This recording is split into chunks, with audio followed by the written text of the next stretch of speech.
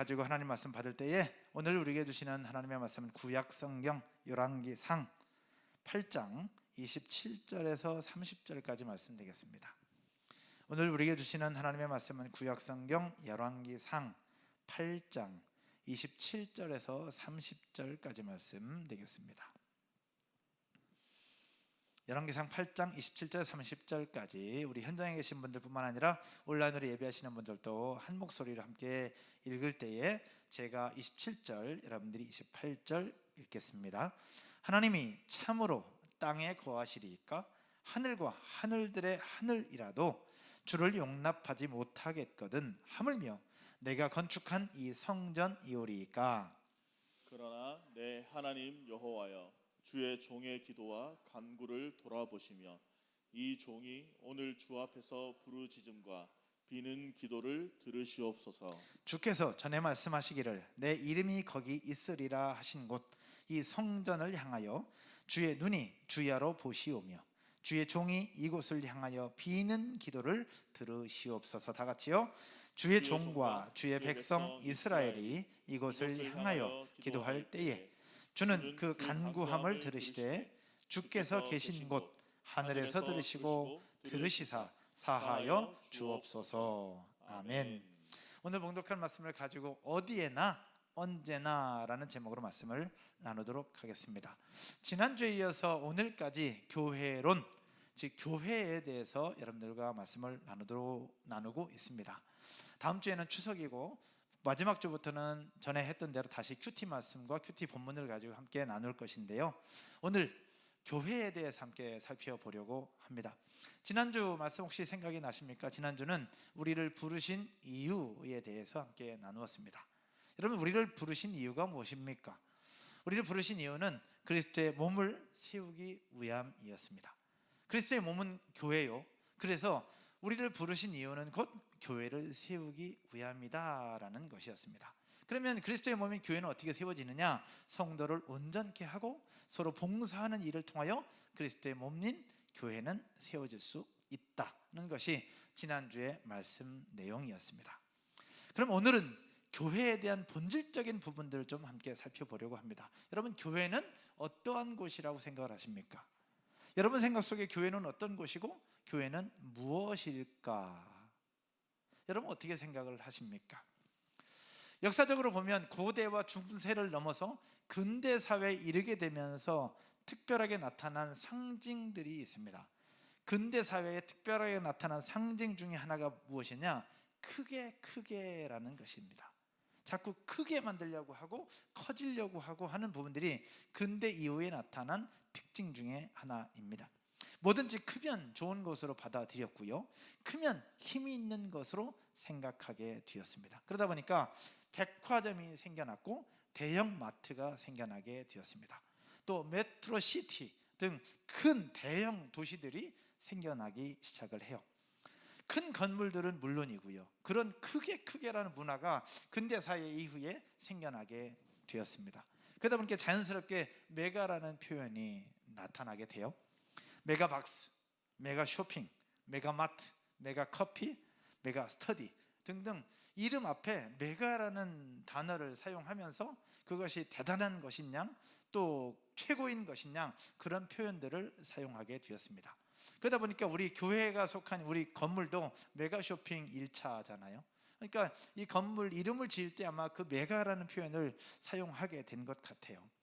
근데 이것이 근대사회 이후에 크게라는 이 메가라는 표현을 사용하게 되는데, 안타까운 것은 이 크게라는 이 문화와 이런 생각들이 교회 안에도 들어와 있다는 겁니다. 교회도 이런 흐름과 방향을 따르고 있고 자연스럽게 목회자와 성도들도 크게라는 그 문화 속에 젖어들어 있다는 겁니다. 그래서 그 어느 순간부터 메가처치가 들어서게 되었던 것이죠. 그래서 한국교회도 수많은 대형교회들이 세워지게 된 겁니다. 큰 교회 좋습니다. 좋은 것도 많고요, 배울 것도 굉장히 많습니다. 그러나 우리의 생각 속에 큰 교회는 다 좋은 것처럼, 큰 교회는 뭔가 대단한 것처럼, 힘이 있는 것처럼, 큰 교회는 뭔가 성공한 것처럼 그렇게 생각을 할 수도 있는데 맞을 수도 있어요. 그러나 그렇지 않을 수도 있는데 우리의 생각 속에 그렇게 굳어진다는 것이 이게 문제가 될 수 있는 거죠. 그러다 보니까 성도들의 신앙생활도 어떻게 자연스럽게 흘러가고 있느냐? 건물 중심의 신앙으로 흘러가고 있다는 얘기예요.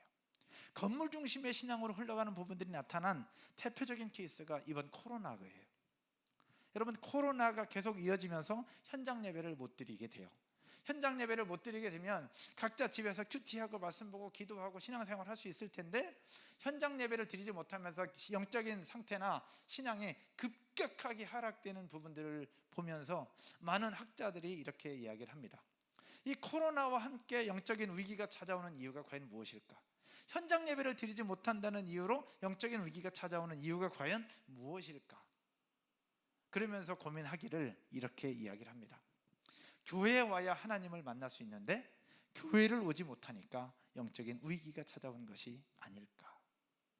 따라서 한번 해볼까요? 교회를 와야 하나님을 만날 수 있는데 하나님을 만날 수 있는 교회를 오지 못하니까 교회를 오지 못하니까 영적인 위기가 온 것이 아닐까? 영적인 위기가 올 여러분, 이거 맞는 말일까요? 틀린 말일까요?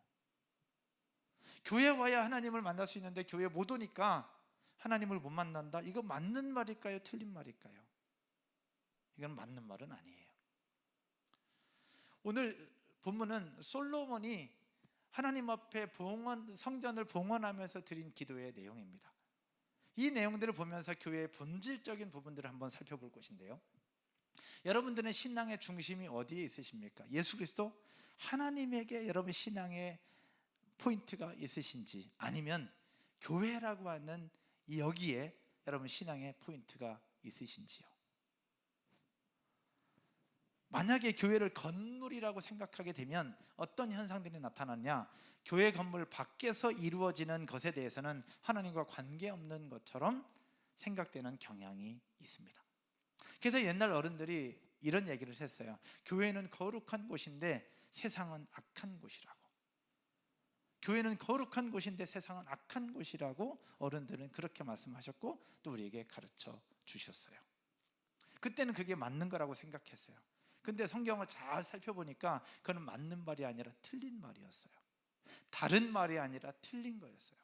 교회는 거룩하다면 세상도 거룩한 것이었어요. 거룩이라는 부분에 대해서 나중에 여러분들과 함께 나누려고 합니다. 우리는 이미 알고 있습니다. 교회는 건물이 아니라는 것. 그리고 교회만 거룩한 것이 아니라 우리가 살고 있는 모든 삶의 현장도 거룩할 수 있다는 것, 그리고 거룩해야 한다는 것을 우리는 이미 알고 있습니다. 그러나 코로나가 계속되면서 우리의 신앙과 믿음이 흔들리는 경우들이 간혹 있어요. 그 이유는 무엇이냐? 교회 와야 하나님을 만날 수 있는데 교회를 못 오니까 하나님과 점점 멀어지고 있는 그런 현상들이 나타나고 있다는 얘기죠. 그럼 우리 생각이 하나님에게 있는 걸까? 아니면 교회를 건물로 생각하고 있는 것일까?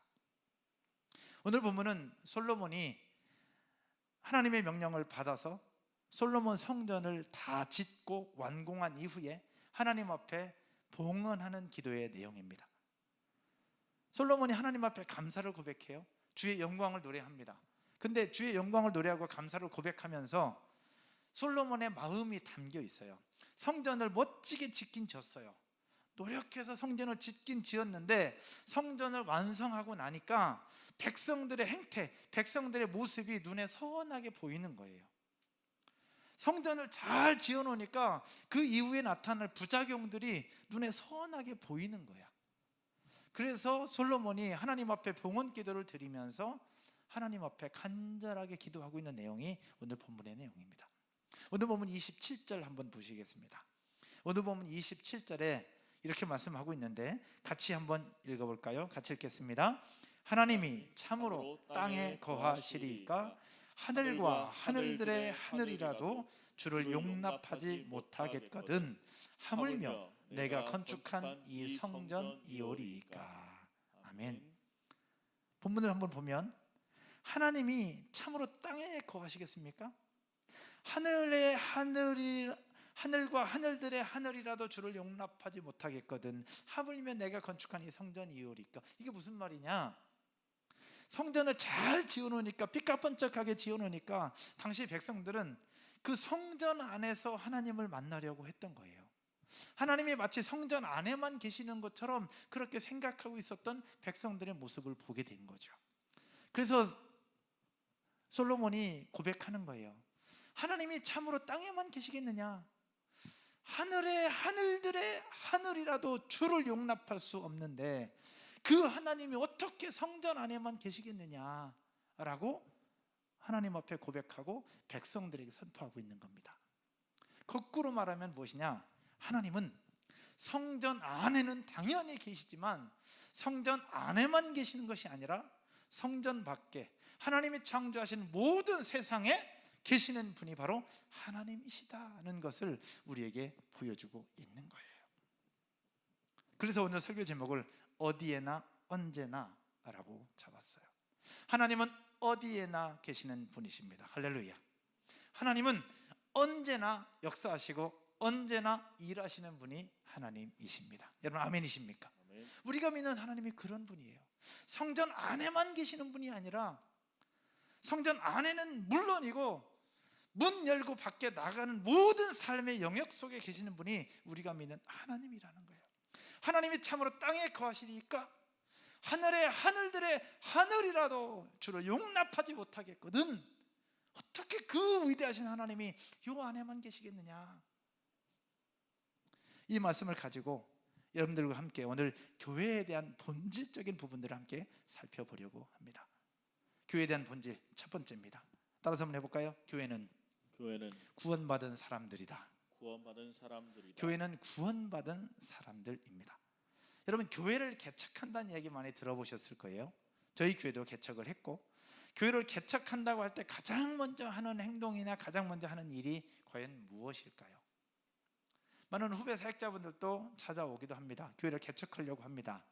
어떤 장소에 어떤 공간을 어떻게 꾸며야 될까요? 라고 묻는 분들이 많습니다.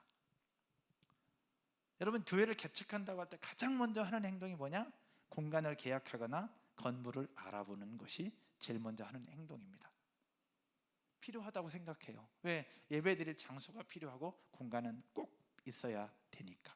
그런데요 더 근본적으로 생각해 볼 때 교회를 개척한다고 하면서 공간을 먼저 알아보고 장소를 먼저 알아보고 건물을 먼저 알아보는 이유는 바로 무엇이냐?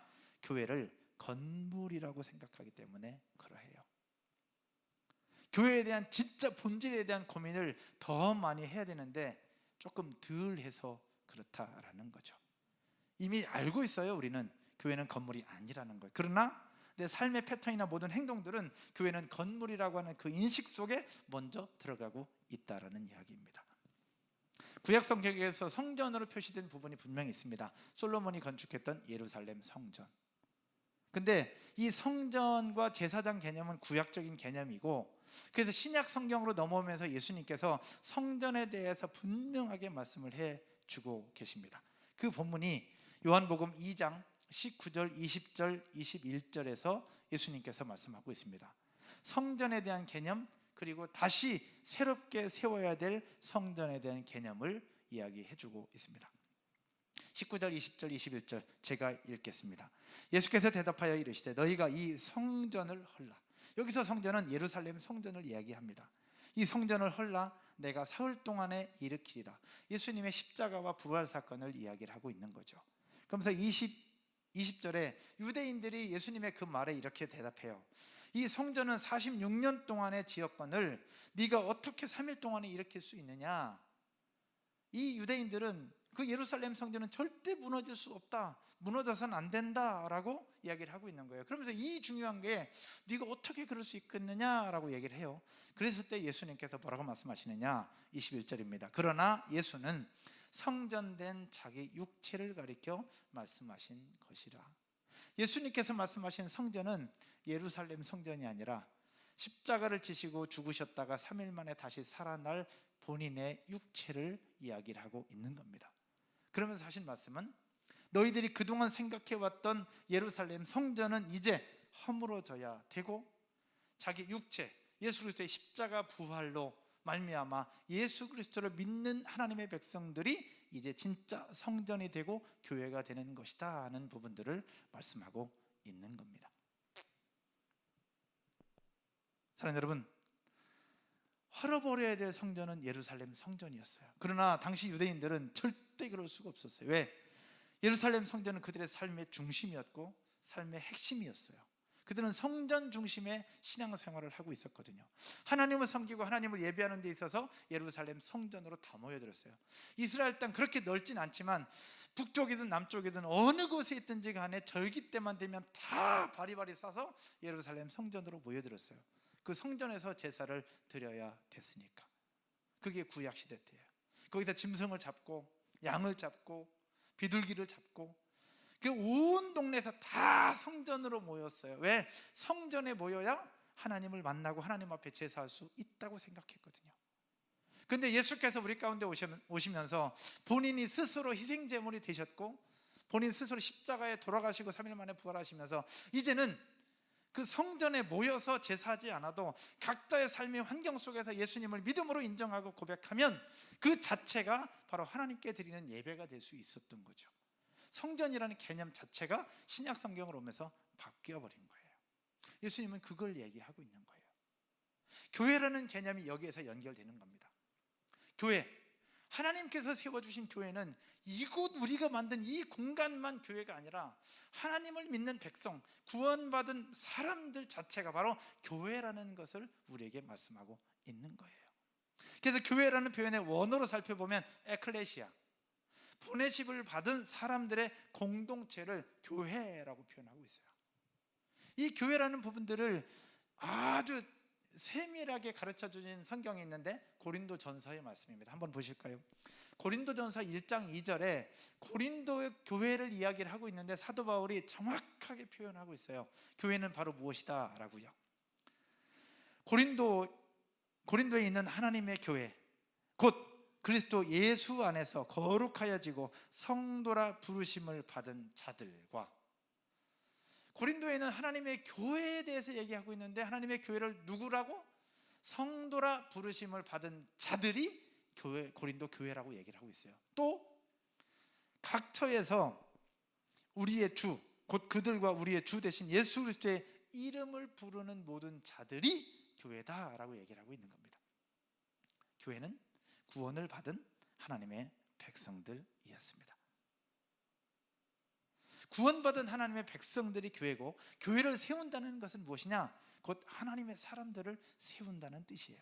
건물을 세운다는 뜻이 아니라 하나님의 백성들, 하나님의 사람들을 세운다는 것이 바로 교회를 세우는 거예요. 그럼 청소년 교회를 세운다는 것은 무엇을 얘기하는 걸까? 청소년들을 위한 공간을 마련해 주는 것이 아니에요. 청소년들에게 꿈을 주고 용기를 주고 소망을 주고, 우리 보영 집사님 기도해 주셨던 것처럼 이 도움이 필요한 그 청소년들에게 예수 그리스도의 복음으로 심어주고 그들을 헌신된 그리스도인으로 예수님의 제자로 길러내는 그 일들을 시작하는 것, 이게 바로 청소년 교회를 세워가는 거예요. 이 사실을 믿고 인정하며 함께 동참해주는 여러분 모두가 되실 줄로 믿습니다. 불신자를 신자 되게 하고, 구원받는 백성을 하나님의 사람 되게 하고, 또 헌신된 용맹한 군사로 그리스도의 제자로 만들어가는 것, 이게 바로 교회를 세워가는 겁니다. 더 행복한 교회 개척을 할 때, 여러분 한번 아시는 분도 계실지 모르겠는데 더 행복한 교회 공간을 4층 키즈카페와 스테이지가 있어요. 공간을 먼저 계약했을까? 아니면 사람을 먼저 모았을까요? 어떤 게 먼저 했을까요?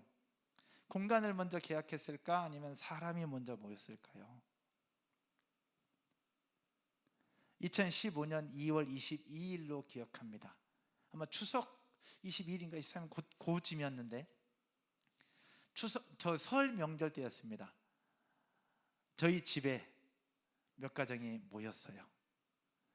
함께 모였고 거기에서 불렀던 첫 번째 찬양이 나무엇과도 주님을 바꾸지 않으리였습니다. 그때 함께했던 사역자도 있었고 집사님들이 계셨어요. 그 집사님들은 지금도 함께하고 계시지요. 더 행복한 교회 첫 시작은 건물이 아니고 공간이 아니고 사람이었습니다. 구원받은 하나님의 사람들. 이것이 교회의 본질입니다. 두 번째, 교회의 본질 두 번째는 따라서 한번 해볼까요? 교회는 움직여야 한다. 움직여야 한다. 두 번째는 교회는 움직여야 한다는 것입니다. 2021년 더 행복한 교회가 우리가 교회다라는 표어를 가지고 시작을 했습니다. 근데 그 근거는 어디에서 출발했느냐? 바로 오늘 본문 27절입니다. 오늘 본문 27절 다시 한번 보여주실까요? 27절에 하나님이 참으로 땅에 거하시리까 하늘과 하늘들의 하늘이라도 주를 용납하지 못하겠거든 하물며 내가 건축한 이 성전이오리이까. 조금 아까 나눴던 것처럼 하늘의 하늘들의 하늘은 하늘에 대한 최상급 표현이에요. 우리가 생각하는 우주와 같은 거예요. 근데 이 우주 안에 하나님을 담을 수 있다 없다? 없다라는 거예요. 우주 안에 담을 수 없는 하나님을 성전 안에 어떻게 담겠느냐? 반대로 말하면 그 하나님은 성전 안에만 계시는 것이 아니라 성전 밖 온 천하에 계시는 분이 바로 하나님이시고, 그 하나님의 백성으로 부름받은 사람들이 모여있는 곳이면 어디든지 교회가 된다는 것을 우리에게 말씀하고 있는 겁니다. 기독교 역사상 가장 위대한 학자라고 불리는 어거스틴이 있습니다. 근데 어거스틴이 실수했던 것이 있대요. 어거스틴이 그럼 어떤 실수를 했느냐? 자료를 찾아볼 때 어거스틴이 하나님에 대해서 심취합니다. 그리고 하나님에 대해서 은혜를 경험하고 하나님에 대해서 완전 푹 빠져 살 때였습니다. 그러면서 그 본인의 학자 그리고 하나님에 대한 심취하면서 하나님의 본질에 대해서, 하나님의 존재에 대해서, 하나님의 일하심에 대해서 글로 쓰기 시작해요. 글로 쓰고 책을 만들고 말로 표현하면서 어떻게 하나님에 대해서 어떻게 하면 잘 버무려서 진짜 하나님이 이런 분이라고 딱 표현할 수 있을까를 고민하고 있을 그때였습니다. 어느 날 바닷가를 거니는데 어떤 어린아이 하나가 바닷가 모래사장에다가 모래 웅덩이를 파고 웅덩이에 조그만 삽으로 옆에 있는 바닷물을 계속 퍼서 담고 있더라는 거예요. 웅덩이에 바닷물을 퍼서 계속 담고 있어요. 어거스틴이 그 아이의 행동을 한참 동안 지켜보는데 끊임없이 계속 그 물을 퍼서 웅덩이에 담고 있는 거예요. 그래서 어거스틴이 그 아이에게 물었대요. 아이야, 왜 이 물을 이렇게 담니? 한도 끝도 없는데. 그랬더니 아이가 이 웅덩이에 이 바닷물을 다 담고 싶어요. 이 웅덩이에 바닷물을 다 담고 싶어요 하면서 끊임없이 계속 담더라는 거예요. 여러분, 이게 가능해요? 가능하지 않잖아요. 불가능한데 이 아이는 그렇게 계속 담고 있는 거예요. 그 모습을 보면서 자신을 깨달았대요. 무엇을 깨달았느냐? 오늘 솔로몬이 고백했던 것처럼 하나님이 참으로 땅에 거하시겠느냐? 아니야. 하늘의 하늘들의 하늘이라도 주를 용납할 수 없는데 어떻게 성전에 하나님을 모실 수 있겠느냐? 온 우주, 우리가 생각할 수 없는 우주도 하나님을 담을 수 없는데 어거스틴은 자신의 글, 자신의 실력, 자신이 할 수 있는 것 요 안에 하나님을 담아내려고 생각하고 있었던 자신의 모습을 하나님 앞에 회개하기 시작합니다. 본인의 글로, 본인의 생각으로, 본인의 경험으로 하나님을 표현하려고 했던 거예요. 이 어거스틴의 이야기는 오늘 솔로몬의 고백과 일맥상통합니다. 솔로몬이 성전을 잘 건축해 놨더니 백성들이 다 성전으로만 모이는 거예요. 하나님이 마치 성전에만 계시는 것처럼. 그거 아니야. 하나님은 하늘의 하늘들의 하늘이라도 주를 용납할 수 없는데 어떻게 하나님이 성전에만 있겠느냐? 그거 아니야.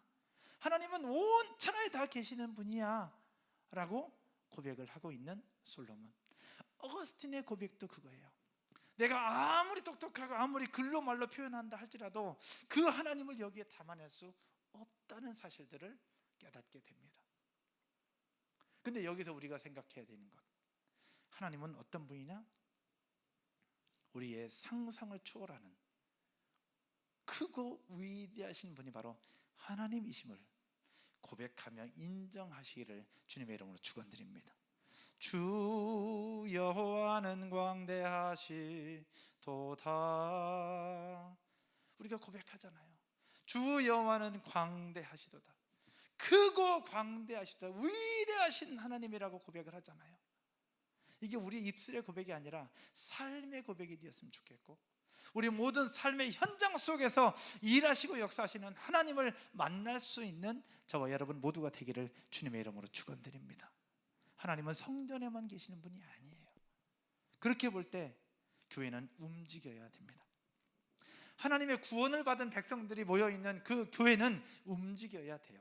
어떤 모습으로 움직여야 되느냐? 두 가지 방법인데요, 하나는 모이는 교회로서 움직여야 됩니다. 따라서 해볼까요? 모이는 교회로서 모이는 교회로서 움직여야 된다. 움직여야 한다. 모이는 교회라는 표현은 에클레시아예요. 공동체를 말하죠. 조직을 말합니다. 여러분, 고구마 줄기 혹시 고구마 캐보신 분 계세요? 고구마 수분이 있어서 이렇게 이렇게 언덕이 돼 있잖아요. 그래서 이걸 고구마 상하지 않도록 이렇게 긁어내면 고구마 줄기로부터 쭉 다 달려 있어요. 이것이 바로 모이는 교회로서의 조직 공동체를 이야기합니다. 하나로 모여 있는 거예요. 성도를 섬기고 지역을 섬기고 이웃을 섬길 때 사용하는 이름, 더 행복한 교회라는 이름이 바로 모이는 교회로서의 공동체입니다. 에클레시아죠. 이게 에클레시아예요. 모이는 교회로서의 모습입니다. 모이는 교회가 되기 위해서 공간이 필요해요. 모이는 교회가 되기 위해서 건물도 필요합니다. 필요 없다는 얘기가 아니고 필요해요. 저희 교회도 그래서 모이는 공간이 필요하고 예배하는 공간이 필요해서 코로나 어려운 중에도 6층 공간을 마련을 했고 지금 예배를 드리고 있어요.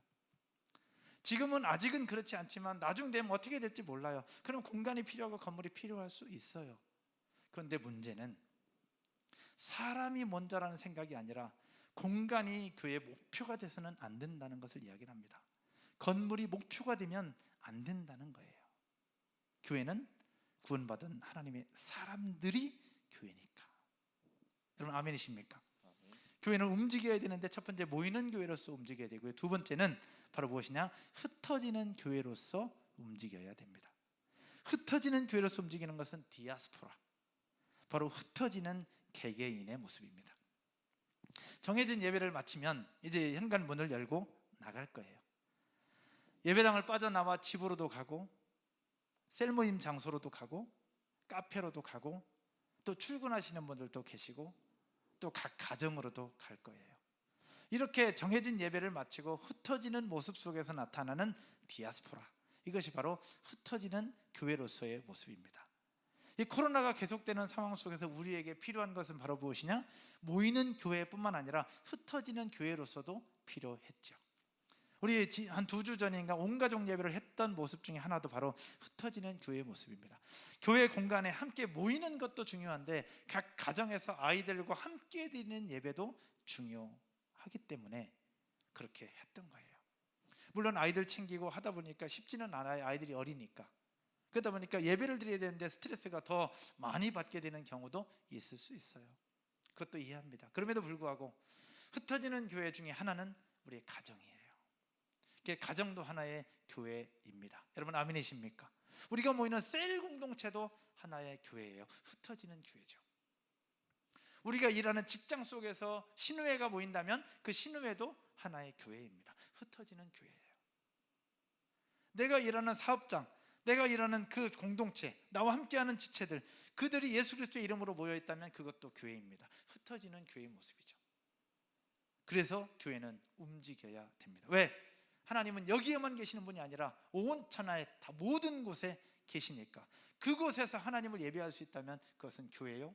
그래서 교회는 움직여야 된다는 사실 믿으시기를 주님의 이름으로 축복합니다. 코로나가 2년 가까이 계속되면서 경제적으로 상황적으로 힘들어하는 것이 사실입니다. 그럼에도 불구하고 우리를 부르셨고 세상으로 보내셨어요. 세상으로 보내시면서 교회로서의 삶을 살게 하셨습니다. 예배당 안에서만이 아니라 예배당 문을 열고 밖으로 나가서 여러분 삶의 모든 환경이 바로 하나님을 예배하는 곳임을 기억하면서 그 속에서 하나님을 만나고 그 속에서 하나님을 찾고 그 속에서 하나님을 부르짖고 그 속에서 하나님의 은혜를 누릴 수 있는 여러분 모두가 되실 줄로 믿습니다. 하나님은 여러분이 있는 곳에도 계십니다. 여러분 아멘이십니까? 아이들과 씨름하고 있는 엄마들의 삶에도 하나님이 계세요.